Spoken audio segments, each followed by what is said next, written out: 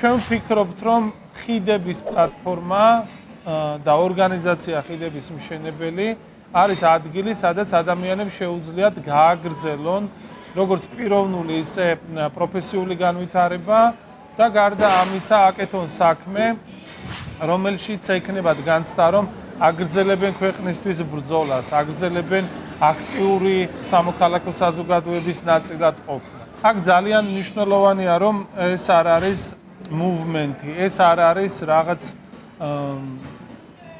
არ ვიცი, იდეოლოგიური გაერთიანება უბრალოდ. ამის უკან არის ძალიან პრაგმატული კონცეფცია, რომ ყველა ადამიანი, ვინც არის ჩართული ამ პროექტში, დღეს და აქ ღებულობს თავისი ცხოვრებისთვის მნიშვნელოვან რაღაცას. ანუ ყველა აქტივობა საბოლოო ჯამში არის მონეტიზირებადი.